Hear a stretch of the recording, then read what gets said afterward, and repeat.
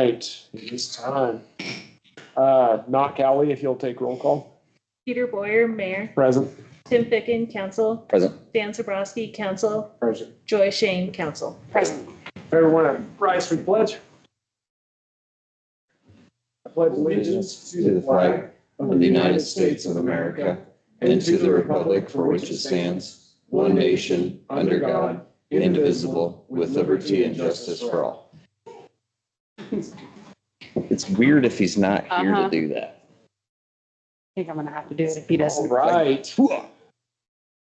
We're rolling. I'd entertain a motion to approve the minutes of June 2nd, 2026. So moved. Second. Motion and second. Any further discussion? Hearing none. All those in favor? Aye. Any opposed? Motion carries. I entertain a motion to approve the payables list for June 16th, 2026. Second. Motion and second. Any further discussion? Hearing none. All those in favor? Aye. Aye. Any opposed? Motion carries. I would entertain a motion to approve the financial statements for the period ending May 2026. So move. Second. Rock, paper, scissors. Dan's got it. Give it to Dan. Motion and second. Any further discussion? Hearing none. All those in favor? Aye. Any opposed?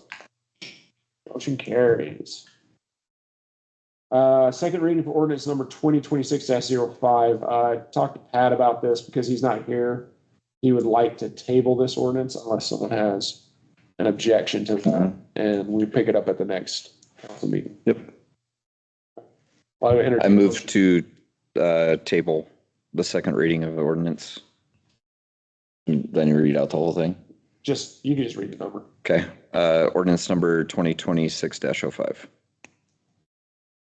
Motion and second. Any further discussion? Hearing none. All those in favor? Aye. Any opposed? Motion carries. I entertain a motion to approve the third and final reading for ordinance number 2026-04, annual appropriation ordinance budget for the fiscal year ending June 30th, 2027. So moved.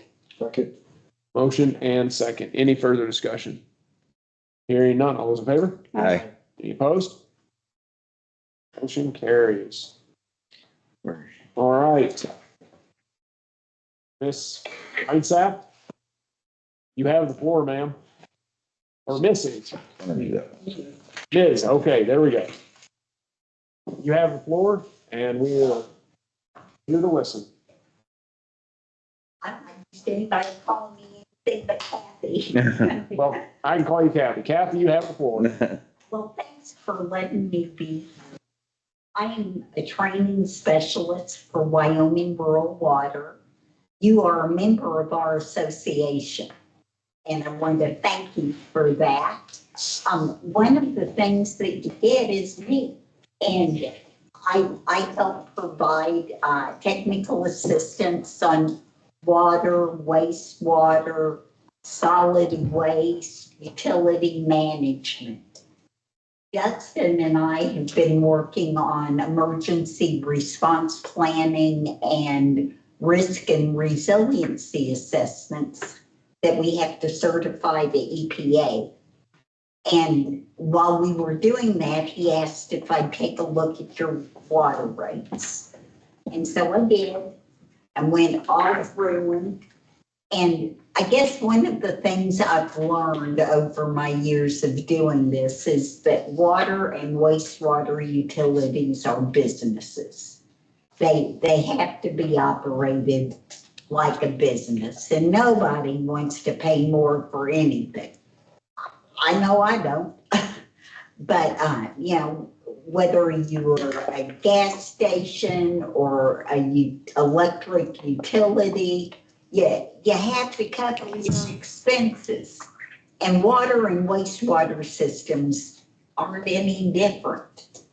So you have to pay operators, you have to pay your power bills, you have to maintain equipment, you have to replace infrastructure, you have to respond to emergency, and you have to comply with regulations. And all of that costs money.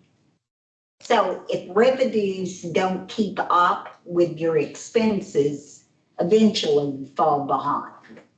And when that happens, you're forced to make much larger and more painful rate hikes and investments later.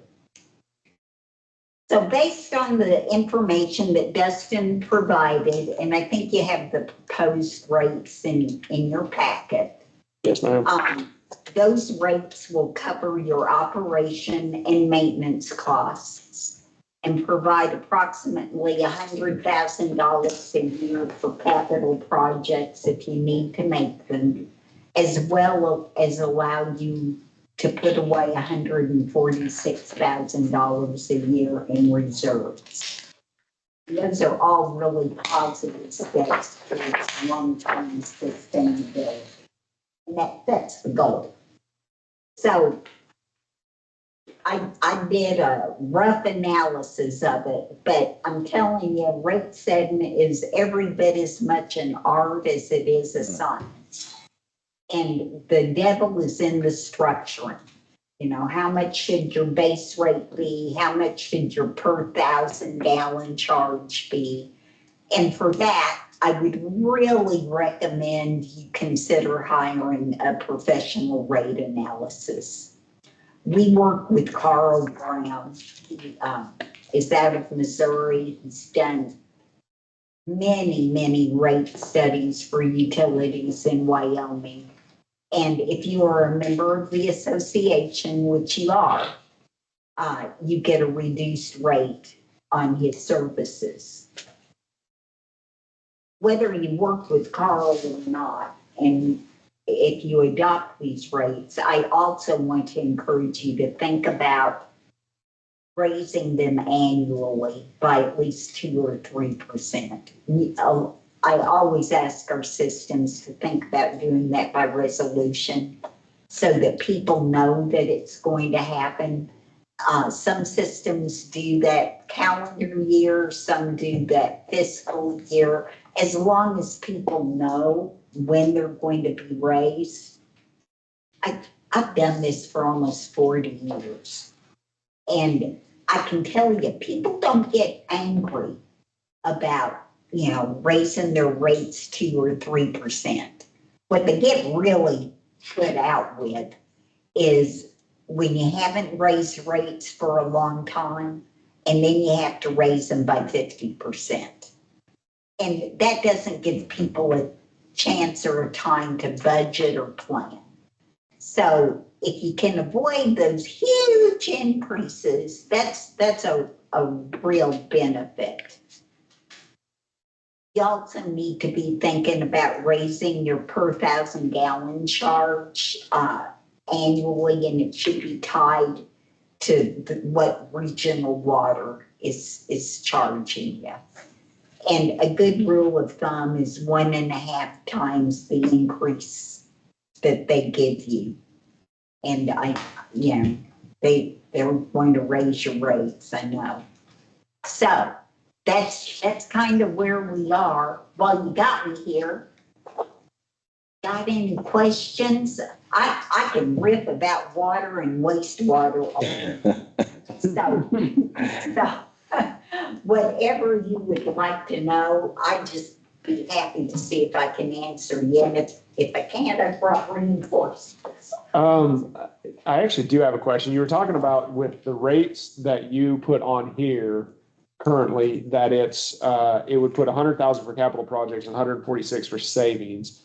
Reserves, right. Where are we at right now? Do you have a number for that? Yeah, I think in your water reserves, you had about $3 million. Right. I'm just wondering if where we're at right now of putting, like, how much we have to put towards capital. That sounds like a huge amount, doesn't it? Right. $3 million. You know what it costs to repair and replace 1 mile of pipe? A lot. About 1.4 million. So even though you got some reserves set back, it doesn't take long to eat them up. Yeah, and we've actually got quite a bit of repairs we have to do. Aren't you asking? Like At the rates, Did we meet are we in the black on reserves this last fiscal year? I'm sorry. If we're in the reserves currently, I mean, No, you. we're losing money. You were not given into your reserve. right, but are we adding to it this last fiscal year? You know, I'd have to go back and look at that. I think you did put a little bit away. It wasn't a lot, We're but pretty you close to did even. put some. Yeah, And then you mentioned when regional gives us a rate increase, that they do every year, which I mentioned in my report. You said 1.5%. Starting at where they're at for 1,000, we're at 248 for 1,000. Should we be at 1.5 of that also? yes, And then 1.5 on every increase? yes, It's not. yes.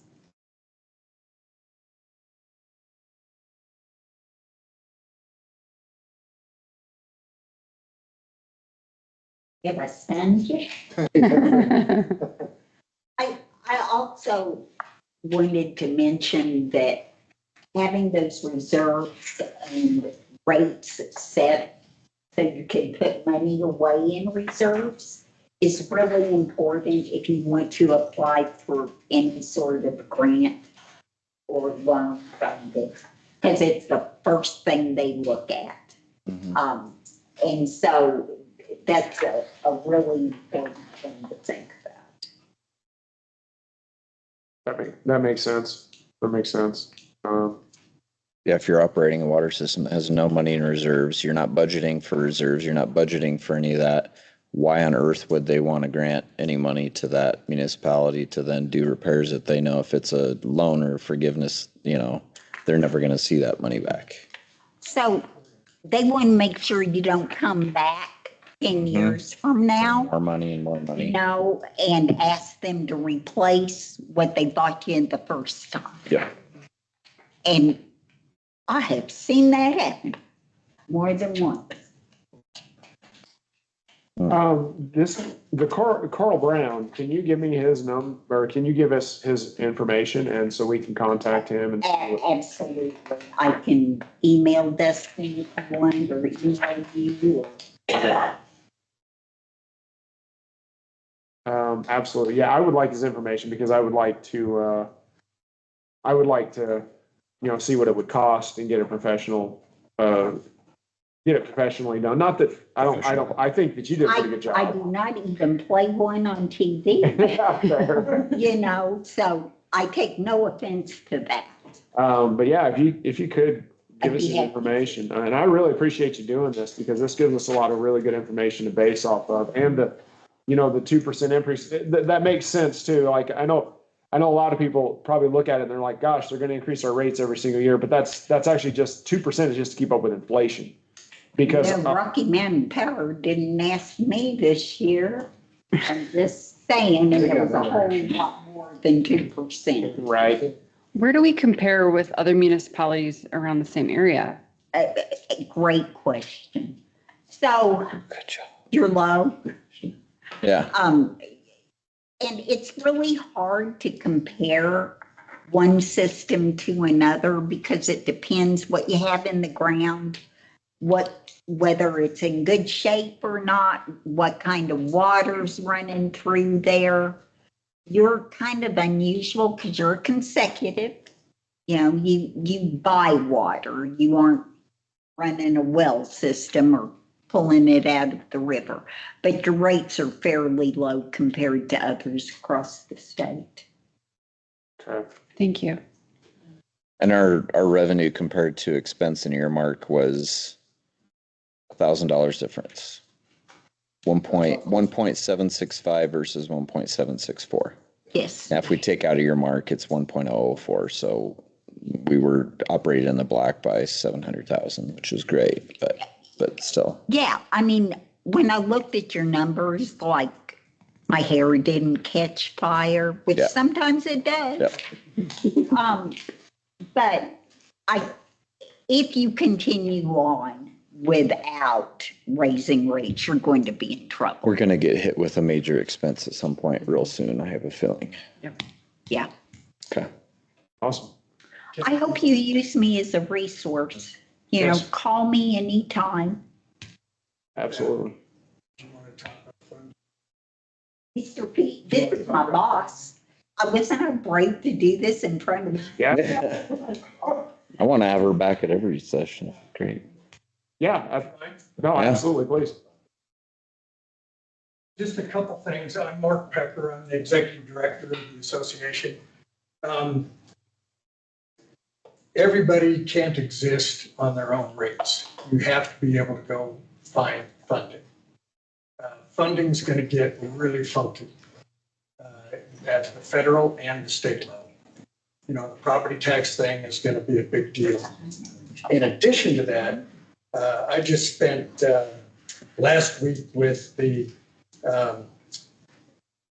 Deputy Administrator of EPA for Water Programs, the Undersecretary of USDA Rural Development, and some people from OMB.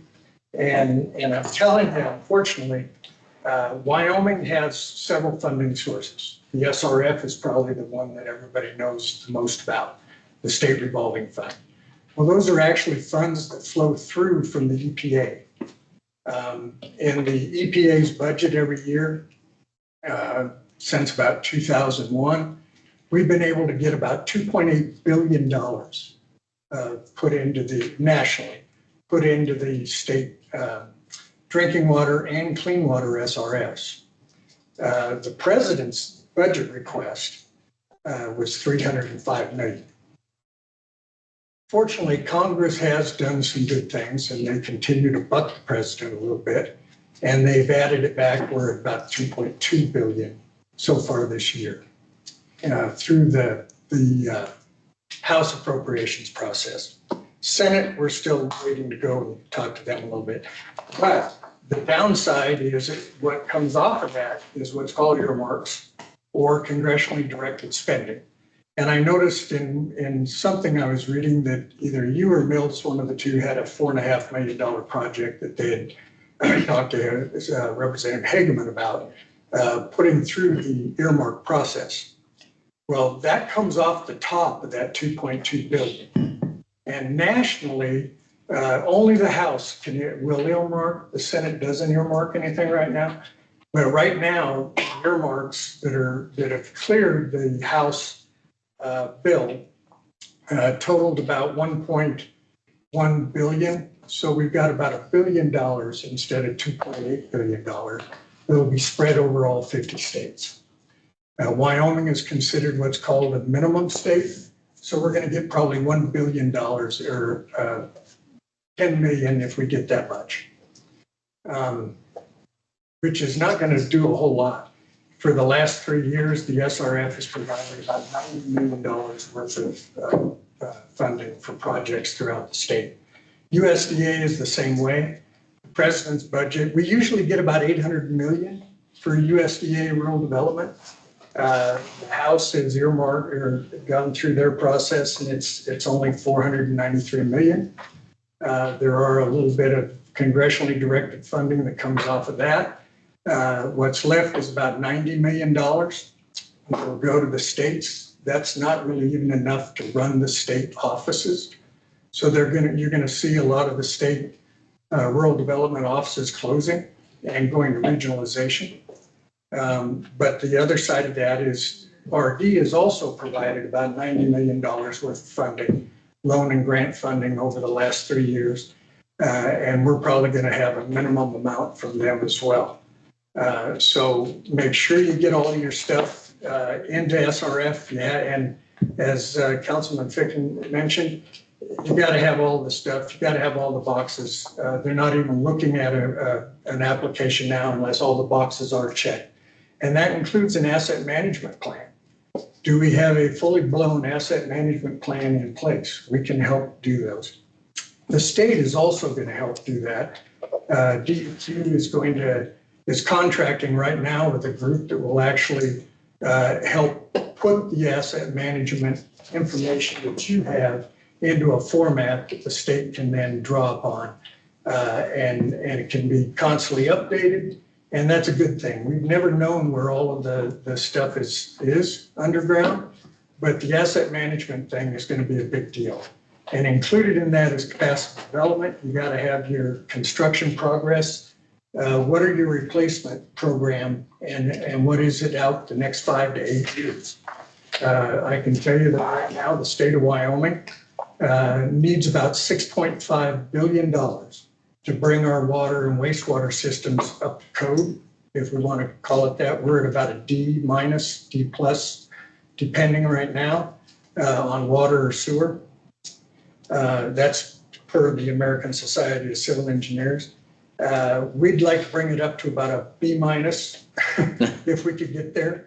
But $650 billion, and I'll leave you with the last thing that's probably the most troublesome part, and what we heard over and over last week from the administration's leaders was that in the president's justification for his budget and zeroing out rural development and in reducing the SRFs by $2.5 billion was it's time for the states to pay for their own infrastructure.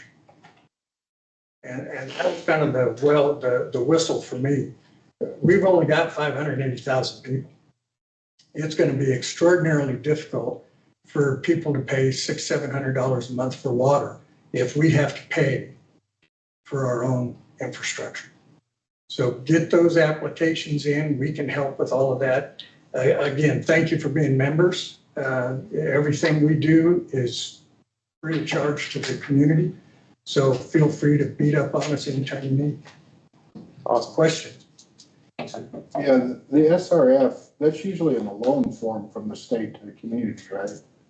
Depends. So it's like everything. Loan grant. There are some grant dollars available. I should say in the SRF, we can't call it a grant. We call it a 0% interest loan. Right. And then we forgive it. We can forgive, depending on what type of project, they can forgive up to 20% or whatnot. So there are some forgivable loans. I can tell you that the House has also passed the Farm Bill, which funds all of the rural development and agricultural programs, as well as the urban safety net. Included in there is language that the rural development, if it continues to survive or whatnot, would have all of the same vehicles that the SRF has. When you'll have 1% loans, you'll have loan forgiveness.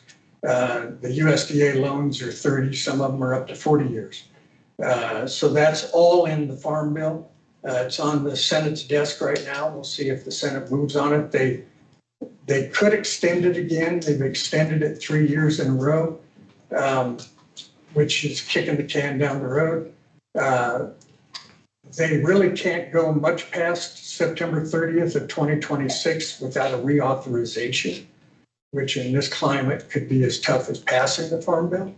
So we're going to hope that before September 30th, they actually pass the Senate side of the Farm Bill and go to conference and hear that. But if they do, it'll put the RD programs on the same playing field as the SRF, which would be a big thing.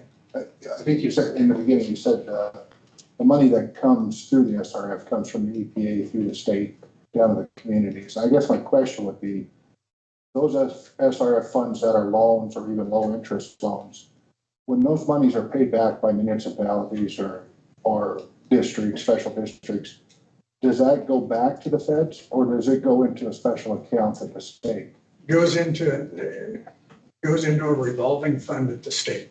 Keep it in the system for infrastructure. They go back into the general fund. No, it goes into through DEQ, the SRF, and through SLID, through the SRF.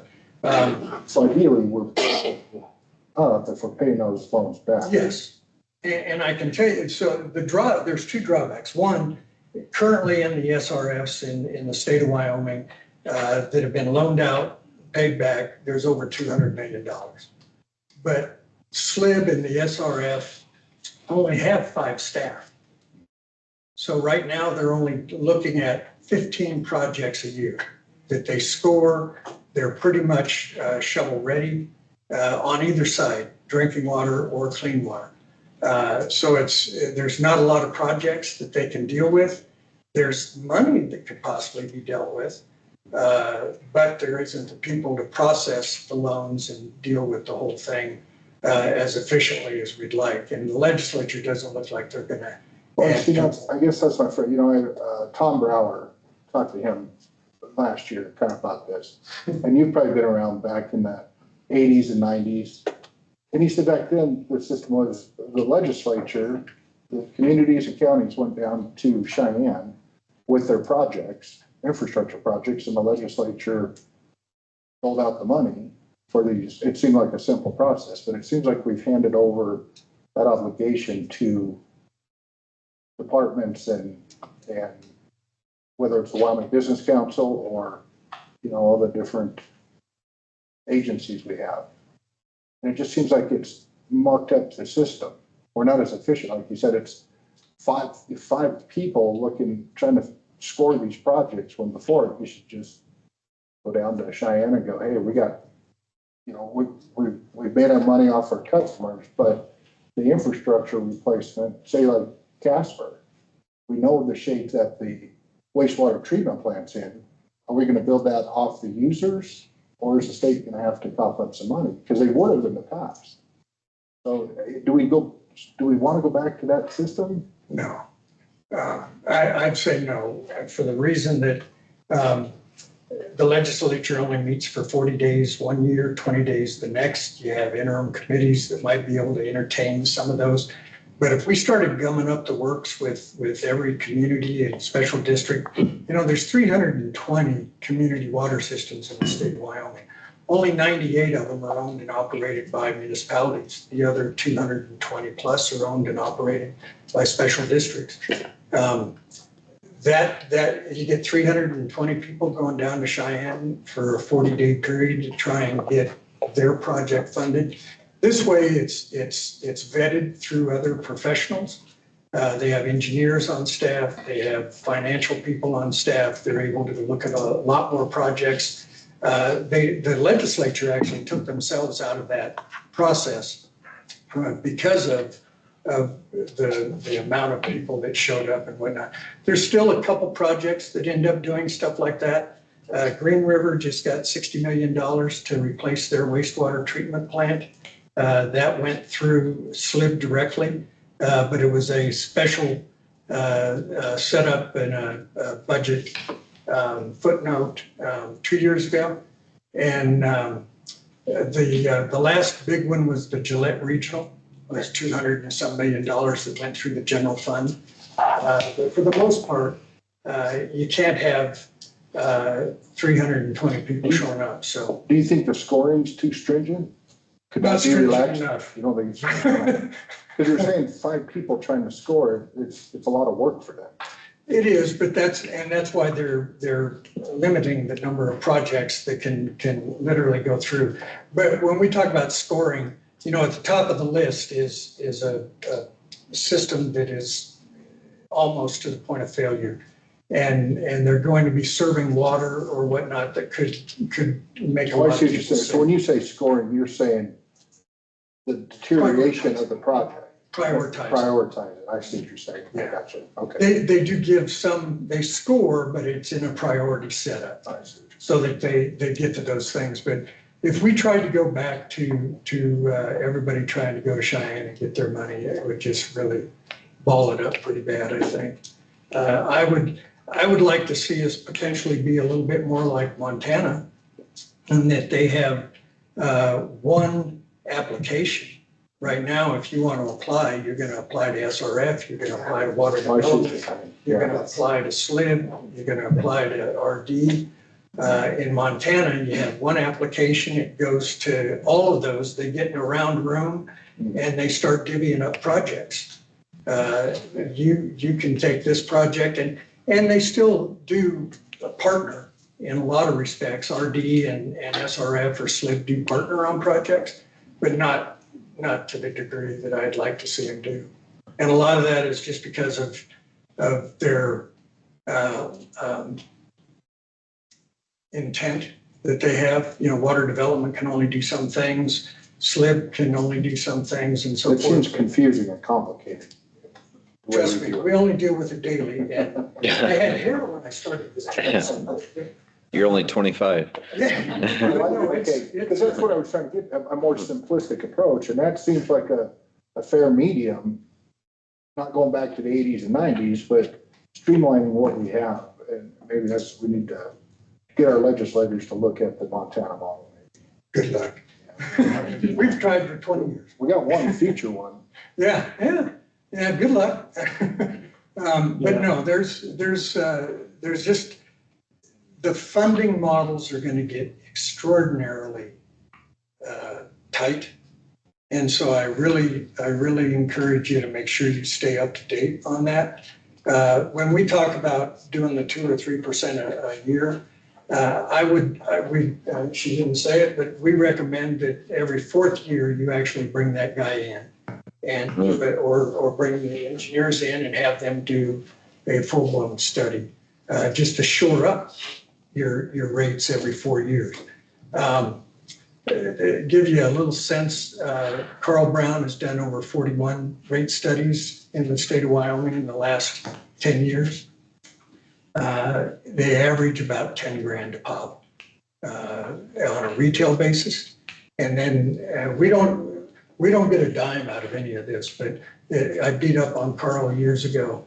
If you're a member of the association, it's a 25% reduction off of his retail rates. And the last one that he did close by here was the Wardwell. I think I was on the board in 2019. Yeah.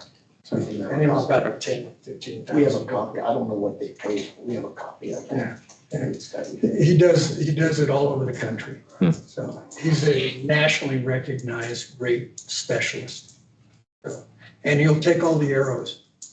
Yeah, well, it's professional, so Yeah. better Yeah. to defer to Gives their a lot more expertise. depth and does it from a little bit of an engineering standpoint, where we're doing more of a thumbnail stretch. And Kathy was very right when she said, don't try to compare your rates to Casper or to Mills or to Evansville or to Midwest Edgerton.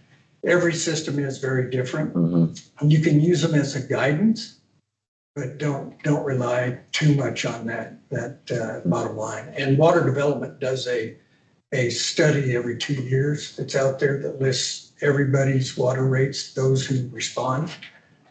So you can kind of see where you're at. But yeah, unfortunately, bar none's a little lower for the time being. Awesome. Well, thank you. You bet. Thank Thanks you. much. Now everyone's Thanks for having us. staring at that moth. Oh, you catch that, Dan? Let me just do that All right, real well, quick. thank you, Rural Water, for being here and all the good information. Yeah, Really thank you. appreciate it. Got a lot to think about, so got a lot to work on apparently. Hopefully our earmark will get approved. Yeah. Okay. All right, you. moving on, attorney's report. If there isn't one. Pat did not submit a report because he was too busy. Do you have anything, Liz? The only thing really is, we were talking about the Casper Area Transit Agreement.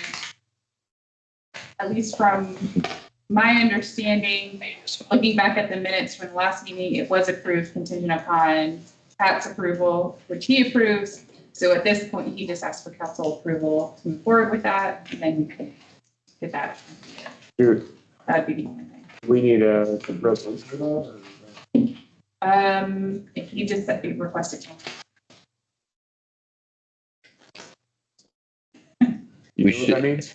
I would say just, I guess, a motion for council approval for the Yeah. the I would agreement. guess that. Sure, okay. You can't, if. You know, that's funny because he's a lawyer, he's never vague, yeah. so. He said that if you're more comfortable, you can do a resolution. I have it right here. I can make a motion because I know it was. I move to approve the Casper Transit Municipal Partner Update for 2026-27. So moved. Second? I'm just confused. I don't know what's going on. Second. We're I'm trying approving, to give you one. I did 2 seconds. so we're approving. Yes. This is further I know what we're approving. Oh, The link thing. I just didn't know the Roberts rules for a second. I just had it right there. Motion and second, any further discussion? Hearing none. All those in favor? Aye. Aye. Any opposed? Motion carries. Throw me off. You usually make the motion. Hey, I was helping him out for a moment. I let Tim do it this time. Brief moment. Oh gosh, what do we got? Engineers report. Enrique, what do you got for me, man? He's on vacation. You really took it to heart. Still working. Stream crossings. Getting some of those contracts.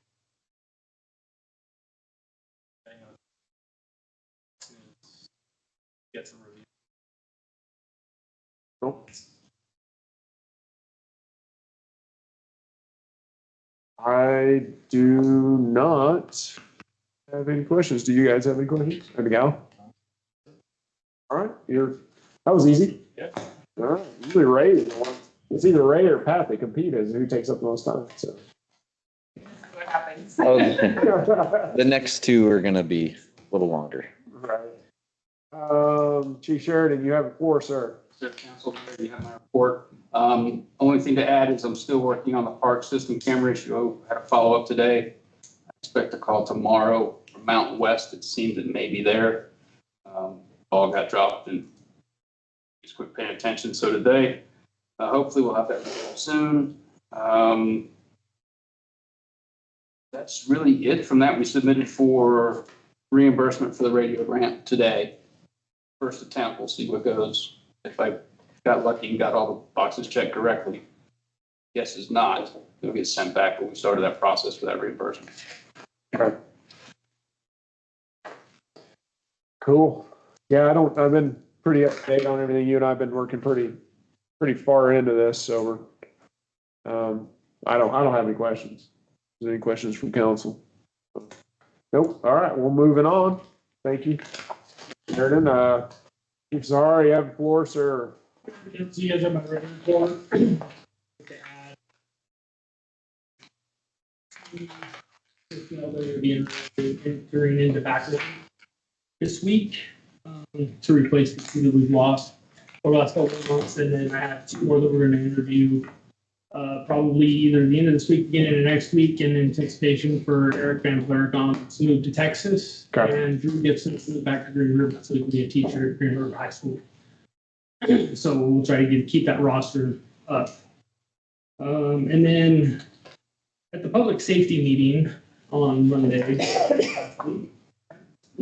there were some comments made by Representative Alaman that he had spoken with the Natrona County Fire Chief, and he would be happy with what he found out. He stated that he spoke with Brian Oliver, he did not speak with Brian Oliver. He spoke with Howard Rosen, who is the incoming fire chief for the Natrona County Fire District. And the conversation that he said that he had was not had. Basically, Howard and the Natrona County Fire District are in the same boat as a lot of municipalities right now. The fire districts only receive 3 mil levies off of property tax dollars. They do not get any sales tax dollars back to them at all.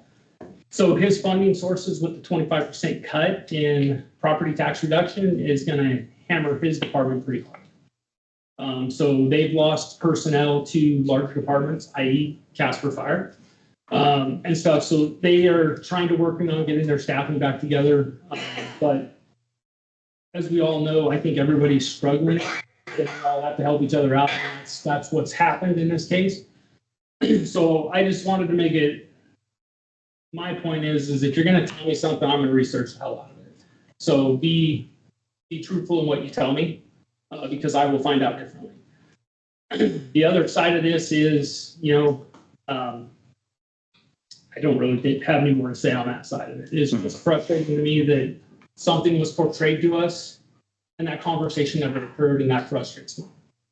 So I understand. Any idea as to why he would misrepresent the entire situation? that I have no idea. The other side of this is I know I don't look at social media anymore because it just infuriates me most of the time because people only say stuff, they only have half the answer most of the time. But supposedly there was a post in regards to comparing Bar None with Mills, Evansville. I don't see how we can be compared to either one of those communities. Their budgets are twice as large as ours, like $10.1 to $10.8 million, and ours is like 5.1. Like, they're double the size of our budget. So like, that just really frustrates me because we can't be compared to other municipalities that we're not even in the same category of. And that really frustrates me too. So I guess I've said my piece, but I've been wanting to vent for about a week now. I So understand. Well, we on council, and I'm sure many of the fire department and the police department share your frustration. Things are being completely misrepresented. Contrivances or controversies are actual contrivances, and they're just being invented out of thin air. Speaking from knowing the members of the fire department and Chief Sheridan, you guys are doing an excellent job. You're doing a great job. And when you get things like this where your council members or a mayor, because of political reasons, are being attacked, it can really drive morale down. And that worries me because we're a volunteer fire department. And what we don't want to have happen is we don't want to lose good men and women that are there to protect the town because of some political posturing. Like that I don't have time for that. I literally don't have time for it. And I really encourage the fire department and the police department, trying to drive a wedge in between the council and the police department and the fire department. Like, I don't understand the play there. I don't get it. I don't know why. I just feel like it's a bad idea because it just creates more contention in the town. And it just drives morale down where people are like, why am I even doing this? I volunteer. I mean, how many hours were volunteered last month? Was it like 900 or something like that? So it was 1,900 hours between April and May, So, and I haven't even calculated June yet, so. yeah, so like 950 hours average. And it was what people are volunteering. And it just, I just want you to know, I know that council, I can speak for council, I can speak for myself. We appreciate what you're doing. That goes for the police department and the fire department. We love you guys. We want you to keep doing what you're doing. Please stay off of social media. It's cancer right now. So And I guess it always I know is, that but you guys trust me in what I'm doing, and I do appreciate that. My frustration had to be vented, yes. or else I'm really gonna blow up. And so for me, let's just vent it here. Like, I just want to make it very clear that the statements that were made are not true about anything. The county can't help us with funding, and they can't help us with manpower. Other than our mutual aid agreement, they will show up if we have a fire in the town department. So, Which it worked. yeah. Yeah, it worked. Yep, It worked. We were covered. yes, Our chief made sure we were covered. yep. So- So That's what is important, and that's not what's being said. Unfortunately. we got your back, man. Thank you We're so with I you. want to move to better greener pastures. Yes.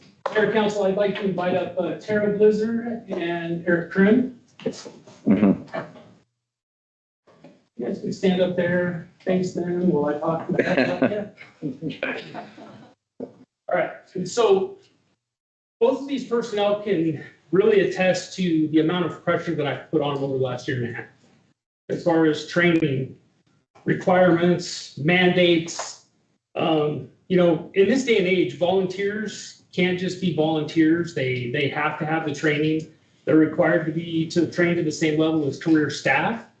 So these two personnel right here are the 2 out of 3 that currently have received Wyoming State Fire Training Recognition for hazmat awareness, hazmat operations, and the structural firefighting type 1.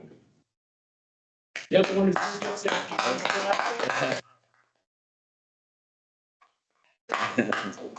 He's on a fire, right? Yeah, he's on fire. Okay.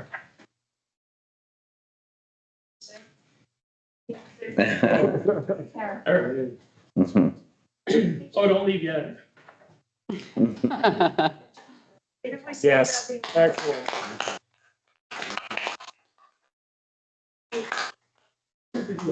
Year and a half has been challenging, I believe, for everybody. just the transition, the rebuild process. Tara is probably one of the most timid people I've ever met going into the fire service. However, she has done 100% of what I've asked her to do and given me 110% every time for it. This is a gal that will climb a ladder up to 4 stories and go through a window for me when other people wouldn't. So pretty happy about that. Eric, basically, when I took over the fire department, I had to find leadership internally that I felt that we could drive forward with and try to play out their special skills. Eric, I promoted him to captain right away. Very limited leadership ability as far as the fire service goes, but I think his overall work ethic presented that opportunity for him to give me that position and actually keep moving the department forward in aspects. So I appreciate both of you guys more than you can ever know.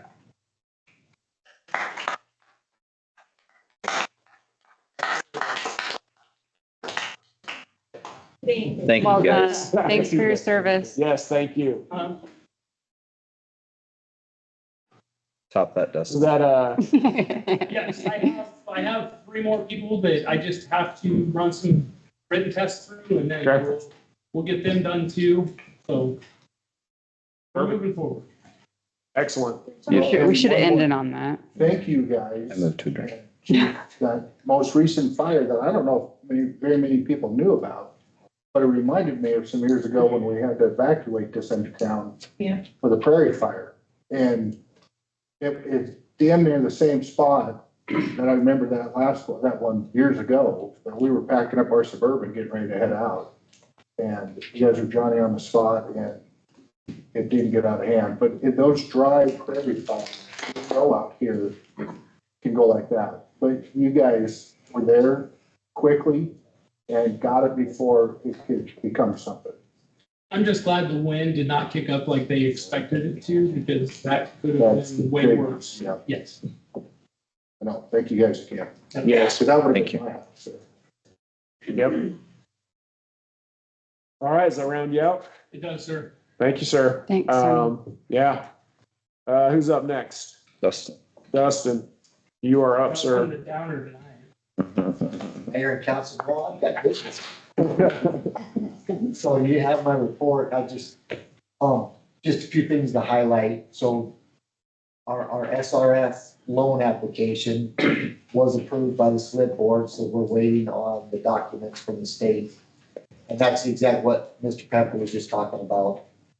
The documents will outline the terms that they're offering us.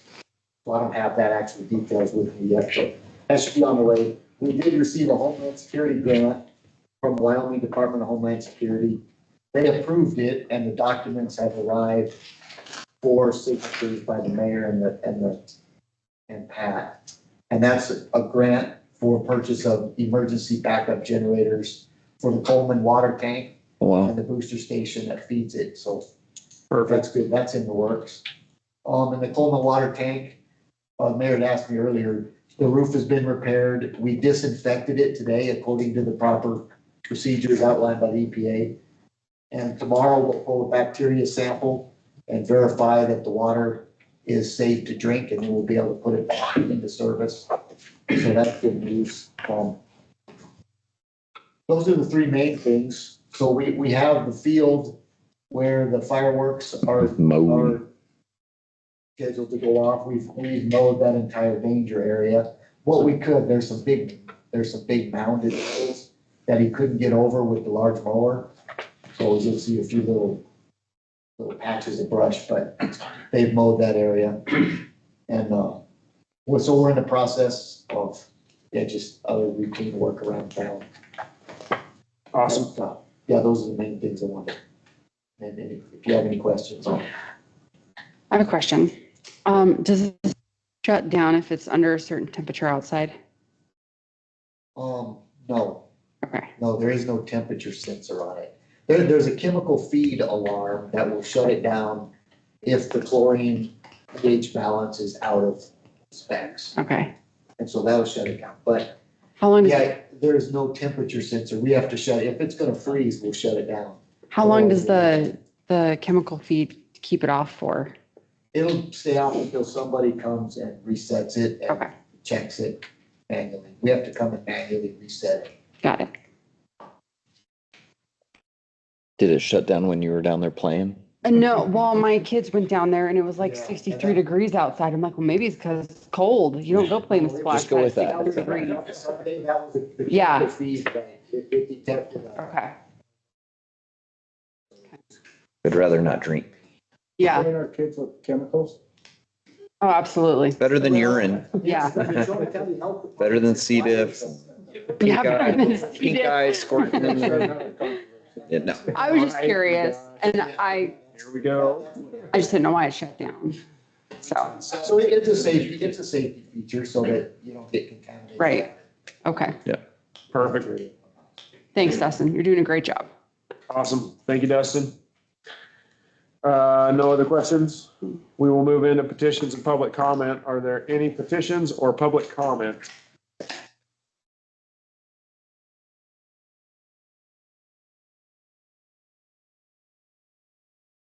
Venus Childress Barnett. Okay. Hopefully I can do what I wrote. Is that the proposed? Yeah. Okay. So first of all, fire. Oh my gosh, Fanny, I'm so sorry. No, everything being said. I try to stay off social media too, until somebody says, oh, go look at. But mostly what I've seen, and maybe I'm just missing it, is people saying it's not the fire department's problem or fault. So like I said, maybe I'm sure there are people out there saying otherwise, but anyway, that's the way I see it. It's not your guys' fault. Things happen, and it's a volunteer fire department. Correct. Say they're, anyway, let me move on to the clean one. Okay, although I appreciate everything that was said and the whole thing being done and all that, I don't know if you guys have actually looked really close at it sorry. But if my numbers are correct, we're looking at a 47% increase in the monthly sewer service fee. That's crazy. And 26% on the water. And I just think that's crazy. And I hope that you guys can see that we need to do this a little bit more incrementally instead of all at once. I would agree with that. I think we would probably Yeah. have that study done before we Yeah, do so any. this Yeah. is just recommendations. Right, right. So I don't want to take your time, so keep going. Oh, sorry. No, that's it. I think when I was at Wardwell, we had, I forgot his name, was it Brown? The guy that they were Carl? recommending for the rate study. I think he actually came out to one of our meetings. I can't remember exactly, but I know that when I was at Wardwell, we did have a study that he had done, and even though 2019, they said, yep. really high, the percentages that he wanted us to jump to, but I don't know, 2-3% a year, I get that. 47 and 20, that's just crazy numbers to me. All at once like that. I think that's it. Okay. I can't read what I wrote. Fair enough. These are just recommendations, Right. and we take it under advisement, and then we, obviously, Decide what we really- I mean, because, all of us pay it too, right? Right, So it's like, we're raising rates on ourselves too. So it's Yeah. like, do I want to pay 47 on my rates? Not particularly. So maybe we can do something that's more incremental. and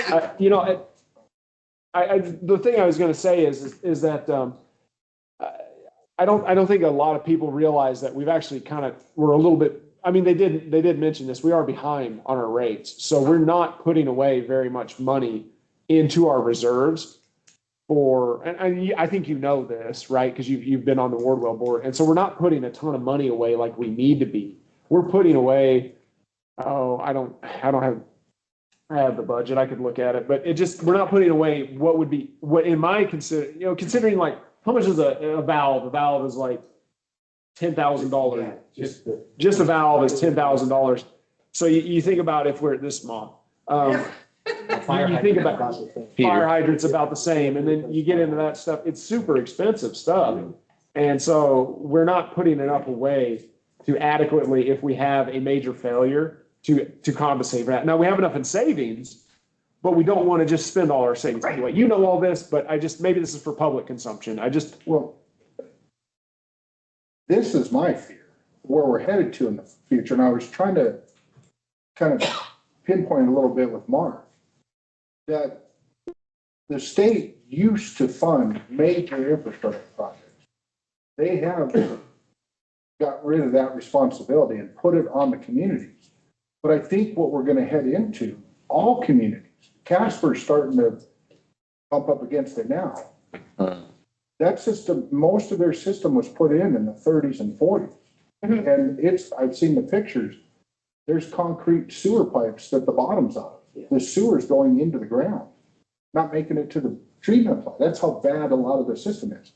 You know, you're looking at $300 to $500 million to replace the system that Casper has, include the wastewater treatment plant. Well, my fear is, I think the state believes the community should be responsible for replacing that. And Mark pinpointed it. You're talking $600 to $1,000 a month in your water bill if we're going to be replacing full systems. So I get the idea we can incrementally increase so we can stand on our own on major maintenance, which are valves and fire hydrants, and show we've been responsible for that. But I think we got to be prepared to hammer our representatives in the future and say, look, these major system replacements can't be out the back of the user. We got to figure something out for funds really to do. I think it needs personally, I think it needs to be a little bit of both. Yeah. To go from the state's done it all along to all of a sudden, nope, now you guys you're stuck with it. I tend to agree that, yeah, we should be funding that. It's our water, you know. But like I already said, you know, to just go from they've always done it to now it's all on you, that's pretty rough. We got to have a happy medium. Right. Be responsible, build reserves and handle our own little catastrophes, but in place retire systems that were put in 50 years ago. I don't know how the users And set I'll that bill. tell you, when I was at Wardwell, it made me crazy to just, we weren't doing anything, you know, Gloria had, as far as improvements, you know, it was just like, this is what we have and this is, you know, Well, Band-Aids. I think that's what she was trying to do, was save up for a complete, I think she understood that it was gonna be Wardwell's responsibilities at some point down the road to replace the entire system. I think she was trying to save up for that, which was an insurmountable even thought. No way. Anyway, thank you. Thank you. Thanks, Tina. Any other petitions or public comment? Going once, going, nope, we got two. Arm wrestle. Maybe a thumb wrestle. Okay, so you know who I am.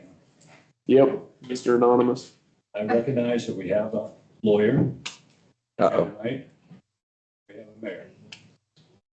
Now, you know where I'm gonna go with this. I'm not sure. I don't, but I'm I'm interested. scared to death. You got me a little worried. I'm intrigued.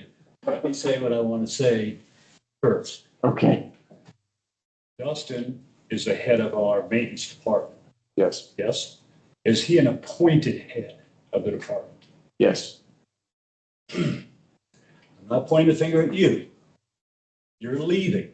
I get it. An incoming mayor, if he decides that he doesn't like someone on the maintenance department, does he have the authority to fire him? As it stands right now? Yes. Yes. Okay. That gives you too much power as an individual. Who is the department head for the gals who work in the office? Calico. Is she an appointed head? Yes. All of them are. So you can just assume that they all are. So if the incoming mayor doesn't like Tiffany, he can say, you're out of here. Yes? Yes. Okay. I propose that we fix that. We are in the process of it. We talked about that, and you told me that the fix was gonna be the mayor couldn't do anything for up to 15 months. He has to be in office for 15 months. The way, okay, so the way the statute read, or the way the ordinance reads right now, it is, I think it's 13 13. months. It's 13 months currently that he can't fire any department heads without council approval. Okay, let's extend that to, he can never individually fire a department head. That should be a town council choice. If he wants to fire Dustin, then he needs town council approval to fire Dustin. He can't have all that power. He may not like Dustin and say, he's out of here, Right. right? But that's not right, that's not fair. Because that doesn't give this man or this lady any type of job security. Their job security is only going from mayor to mayor to mayor. So I would like that proposal to change to the town council has the power to relieve a department head, not you. And I'm not saying you're going to, right? I understand. Too much power for one man. So I understand, and we're already in the, that's what this, the second reading for ordinance 2026 is, that is what that is. So we're in the process of it, and that's exactly how it's being set up. So that. Is that sufficient for you? So the town council Yes, has the power and not just. not just the mayor. The mayor is basically, the way that the ordinance has been written up is that, other than a firing for cause, right? So let's say Dustin, sorry, Dustin, we're picking on you. So let's say Dustin goes out and he gets a DUI, right? Then that would be a firing for cause that would not need council approval. But outside of that, if the mayor comes in and he has a bad day and he wants to relieve Dustin, he cannot. He has to have council approval, and there is actually an appeals process if feels like he's been wrongly terminated. Yeah, and that could go to an outside Yep. thing. So you're going away with this 13-month rule Well, it's in it right now. and making it the way it's going to be Yes, after you leave. yes. I'm bringing this up now because I know that the power or the speed of government is like, oh, we're working on it, we'll get to it. I would be insulted, but you're right. Like our rezoning stuff. Next town council, I'm gonna ask our attorney Yes, where we're at with that. Okay, absolutely. 4-1. I'll be here. Okay, well, I will look forward to it, Mr. School, all right, excuse me, Mr. Anonymous, Thank and, you. Appreciate it. um, And thank you. Yes. all I'm gonna say is just for the general public, just for a frame of reference, there were how do I put this obliquely? There were incidences in another local municipality where a mayor was,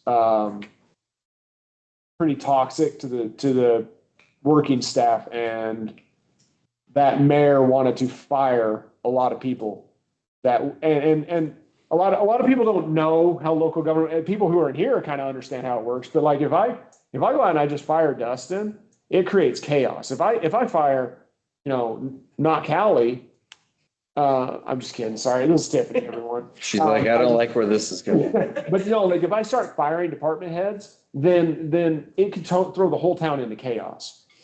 And people don't realize that. And so Mike's point is really relevant, because if you get someone in here who's not of a even keeled judgment, they could have a bad day and just boom, that's it. And it would be really bad.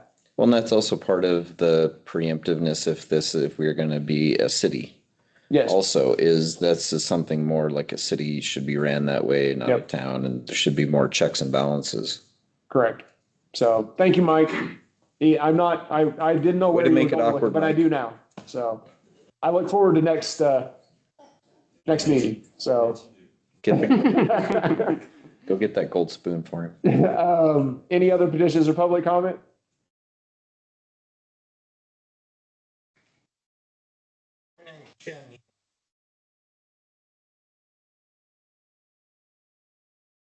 Two weeks ago,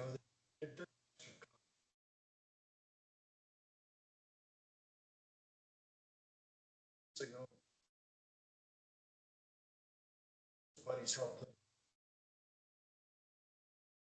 Sees that they write. Really. Somebody. Is there anything that concerns me? There's your man right there. So we will. And Get comfortable. That concerns me because that could spread so fast. Yeah. Under these conditions, it's good the wind wasn't blowing that night and his buddies were there. I got there with my hose and we got it out. But boy, some conditions, that could have really wiped out a lot of homes in a fast moment. So that's all. Perfect. Thank you, sir. Thank you. Is that McMurray property? It depends on exactly where it's at. To the west of Turpin. We need to, have we Mode. spruced up our, Yeah, so that our fire alley line? between Turpin and the Weldon Not yet. Park. Yes, they ride that out. Kind of. Oh, Oh, I'm gonna work on that hopefully this next week when everybody's back, Okay. but I can't touch McMurray's property. All right. Any other positions of public comment? Going once, going twice. So to the highest bidder. All right. Thank you, everyone, for your comments. So I have something that Mayor Juarez from Mills sent me concerning all of this kerfuffle that has happened over the fire department issues. And I wanted to read that so it can be on the record. And Callie does have a copy of this, so I sent it to her. Mayor and council, thank you for the opportunity to represent my comments. I appreciate Representative Alleman's statement that every community is different. That is precisely why direct budget comparisons between communities can be misleading when important context is omitted. For example, the comparison references the 2020 census population of Mills at 4,034 residents. However, Mills has experienced significant growth since that census, and current estimates place our population at approximately 5,300 residents. Population alone, however, still does not tell the full story. The city of Mills provides the city of Mills provides fire protection through a combination department consisting of 9 full-time firefighters and 15 volunteers.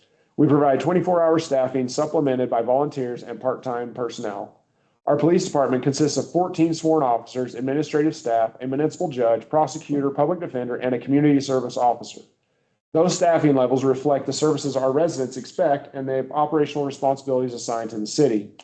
Most importantly, public safety budgets cannot be viewed in isolation from the financial realities imposed upon local governments. Wyoming municipalities operate under statutory limitations on revenue generation and taxation. Cities cannot simply increase revenue to hire additional personnel or expand services. Recent legislative actions reducing property tax revenues have further constrained the ability of local governments to fund essential services such as police and fire protection. This is why comparing one department's budget to another department's budget is not an apples to apples analysis. Budget figures must be viewed alongside staffing models, service expectations, call volumes, mutual aid responsibilities, equipment costs, infrastructure obligations, available revenue sources, and legal limitations imposed by state law. I would respectfully encourage legislators to engage directly with local elected officials and department leadership before drawing conclusions from budget figures alone. Wyoming's mayors, council members, fire chiefs, and police chiefs work every day to balance public safety needs with limited resources. Those conversations often reveal operational realities that cannot be captured in a social media graphic. The recent incident also demonstrated that mutual aid worked exactly as it was intended. Neighboring agencies responded, resources were shared, and departments worked together to protect lives and property. Mutual aid is a critical component of public safety across Wyoming, particularly in communities where staffing and resources are limited. The successful coordination among responding agencies highlights the strength of those partnerships and the importance of maintaining them. Mayor Leah Juarez. I couldn't have said it better myself. So, with that, Dan, we'll move straight into you. Well, we've talked a lot about it tonight, so I got good news and bad news.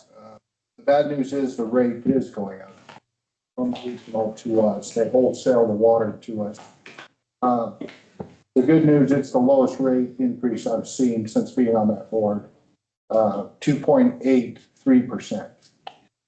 Will be the wholesale increase, which means, looks like in my notes here, 7 cents more per thousand is the wholesale rate to its customers. The regional has 9 customers and we're their second biggest customer. So then you can start from there and then increase, like the 2% every year after that.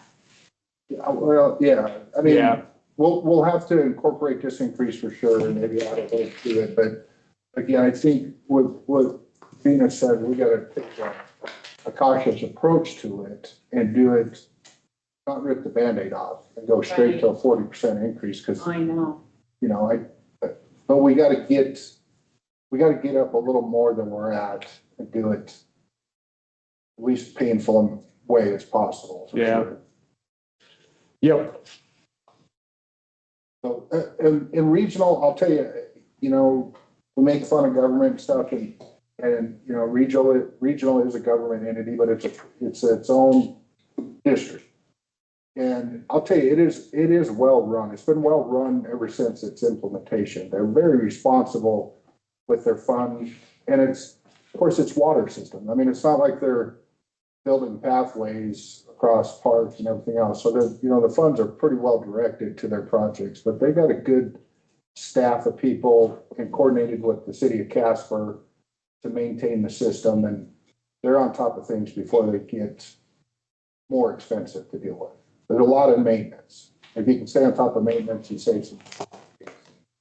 They do a good job of keeping the water flowing from the well systems and from the river. And again, we talked today some more about drought. We're still understanding from the state engineer's office so far that we're not going to get impacted in this area. If we do, it's going to be very minimal, late summer, maybe some small restrictions, but we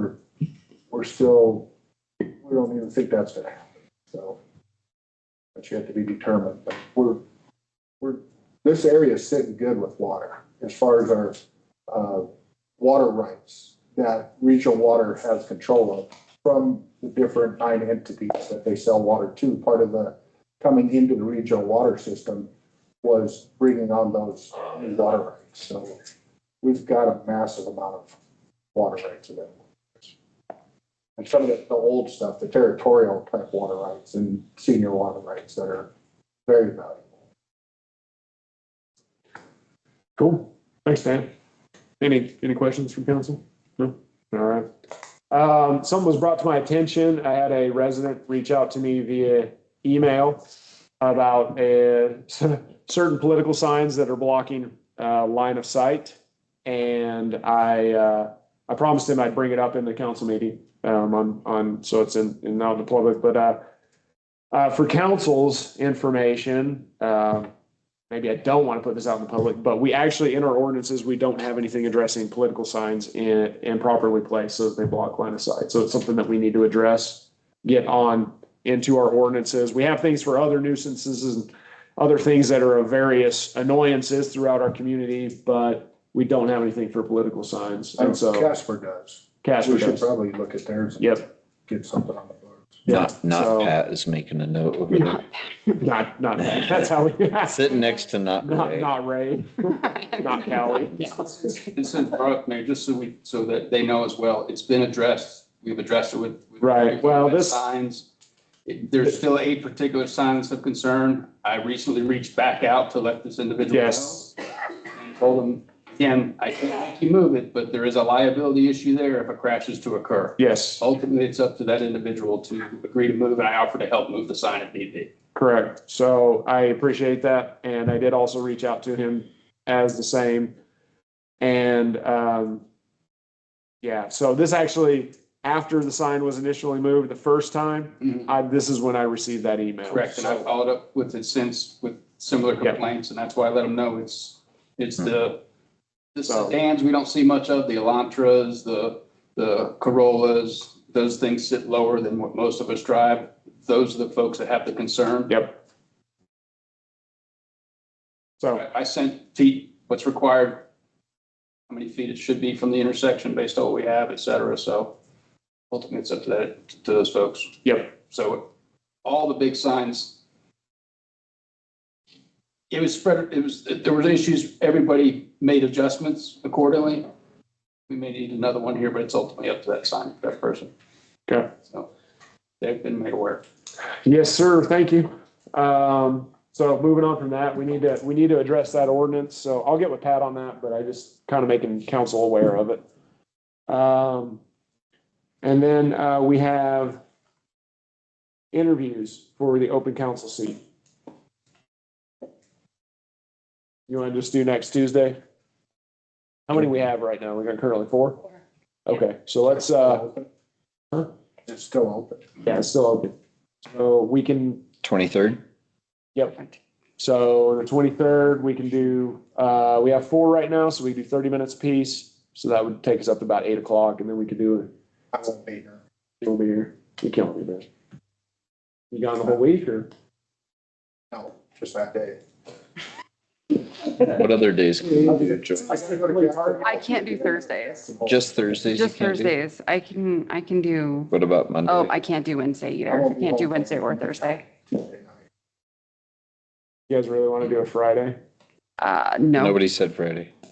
How about we do? Nobody said Friday. How or about we- Monday. How about we do, let's do Tuesday, the 30th. 30th? Yep. Does that work? Yes, Of sir. course. Why are you mad at me? Oh, you just look like you're angry at me. It's got an angry tone, doesn't He does. Like, Jan, I'm doing everything he wants and I'm still not good enough. Like, gosh, what did I do? Will there be donuts? Maybe.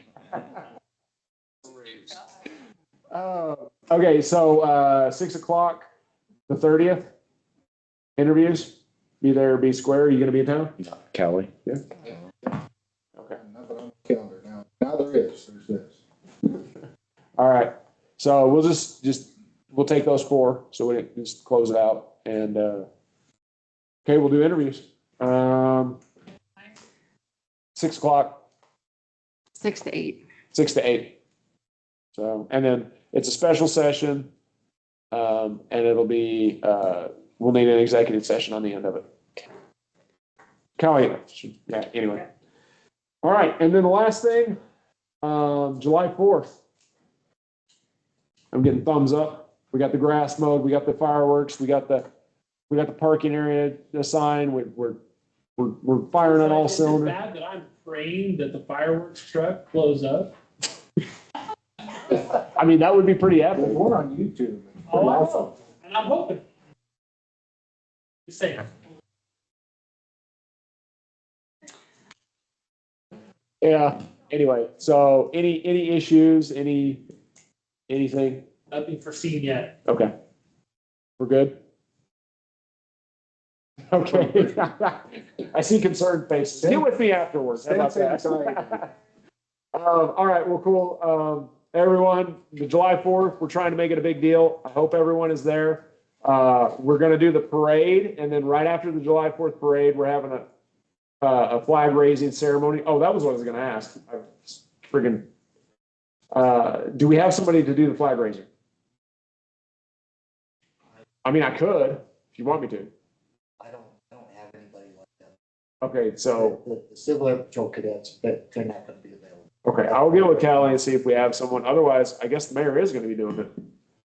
You wanna join Better me, Mike? start We're working veterans, out. right? Junior. Come on. Yeah, I'm gonna put you on the spot. Yeah, your wife is shaking your head. That's a yes. I will see you there, sir. The answer is yes. Kelly Walsh, ROTC is gonna. Oh, dang. Okay. Mike, you're off the hook. ROTC is gonna do it for us. I think Mike should be the grand marshal for the parade. Bingo. Yes, bingo. You get a whistle? Make a motion. Fair enough. All right, well, Wait, cool. I actually want to put on record. Oh. Because I've had numerous complaints from people, and I just don't know where we stand with this, but the e-bikes around the parks are out of control. Little kids are not safe around the playground equipment because kids are ripping through there. on their e-bikes, and scooters and stuff like that. I just want to bring it to the powers that be, that it's a cause for concern for safety. If anybody knows any of the parents of any of those. Yeah, like You I check don't in know on if we them. need to, So I don't want to be Karen, thank you. I was going to say something else, but yeah, I don't It's want your to be. turn this year. It's I feel usually bad for all me. the Karens in the world. 'Cause Yeah, know I quite a don't few want to that are be really that nice ladies. person that's like passing a town ordinance that you can't ride your e-bikes at a park, but like the Well, parents aren't They doing have to anything be at this point. respectful about it. though. And the park is just, I mean, it's well, unsafe. realistically, Stuff flies. Foam Yeah. playgrounds, I mean, High Plains is the biggest area. That Yeah. foam matting is not designed for that. It's already got fairs. Yeah. There are issues. There's no ordinance other than ridden with due care. So I can address it that way. I'll basically say, look, your best bet is not to be out here. I can utilize that. Hopefully we get some parents involved to start taking some responsibility. 'Cause that's what this is. What are the new ordinances for e-bikes and for skateboards that are motorized? And that's the scooters, because it's the walking. I only go 10 miles an hour. Because now they're going super. Yeah, they're, 50 miles per hour with Yeah. huge scooters, this kid, and he's just plowing people over on the walking paths. Those Yeah. are things we've got to develop. Yeah, it's, Fire hose. I just want to start the process, and bring it to the attention of the council. It's not electric. About that, no. It's not, so they're okay to have. Back to me. I know, it's Because there's not even Look what you state- just. I know. yeah, Uproar. so we're, Back to the state then? Is that- No, the mayor's ready to address that. So. yeah, and so we're aware of it. We move at the speed of government. I'm sorry. Mhm. We'll be dead before it's fixed then. At least You won't even notice the bikes. Something different other than. It'll be nuclear power. Yeah, they'll be Hey, hovering but and it- flying I mean, around. radiation and everything.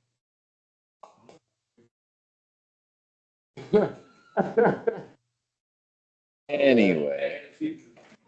So, Anyway, we are aware of the issue. We're gonna do our best to get it resolved. It's developing, we've got a brand new police chief. We're moving in that direction, so we are aware of it, and thank you for bringing it up, and we're working on it. Well, you're going to Congress, you know. You know, that, I think what's gonna work out, and it's gonna take time. And our deputy sheriffs are great. I love that. I like stopping and visiting with them. But you know, we would have maybe 17 to 20 different personalities out here in a month of deputy sheriffs. I think what's gonna be nice, he's part of the community. Yeah. And he's gonna get to know the kids' names and the parents' names, first name basis, and they can have power. And see if we can get things cured, because yeah, I mean, we want this deputy sheriff's office just toughen up our 14-year-old kids every day, you know. They're not very powwow compatible. Some of these. But I think starting off with Steve, building relationships, I think is gonna get us there in a nice, civil manner. I hope. It's my hope, but It'll take time, guys. It won't be overnight. yeah. In my opinion, it's not that they're on the bikes, it's the way they're riding them, and it's a handful of them. If they were either staying on the sidewalks or off the side of the street and going the speed limit at least and stopping at stop signs and obeying just like the rest, I don't think anybody out here would care. Like, it's rural out here. Kids should be able to ride their bikes and stuff. It's when if a kid that's 10 years old on an e-bike going 30 miles an hour down the walking path and a 2-year-old runs out in front of him and nails him, that kid's life is forever changed when he kills a kid. Like, it's going to happen. And when they're zipping through the intersections, they're going to get hit by something bad is going to happen. And we just don't want anybody getting hurt. They can have fun. They can do what they want, but they have to be respectful about it.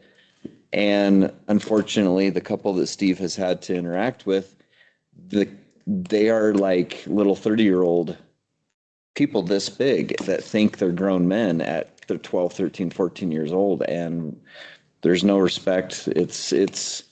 I listen to it almost every night down there, and it's like there's like a prison yard. In the backyard, the language and stuff and the way they are and fighting, this like, yeah, it's fun. And It's the interesting. littering and yeah, I want kids to be at the park and have fun and do things and play around in summertime, but we also have to have safety in place for other children, so they can have fun too. One of the things I would like to do, just is we may have more bi-weekly meetings as we approach these at the PD for people to come out and inform parents of our responsibility for our kids. Hey, here's an issue, here's what we're trying to do, either be a part of the solution or you're gonna get the PD you deserve. I mean, I don't want to be out there patrolling, so I think we're gonna need to have more opportunities for them to come talk.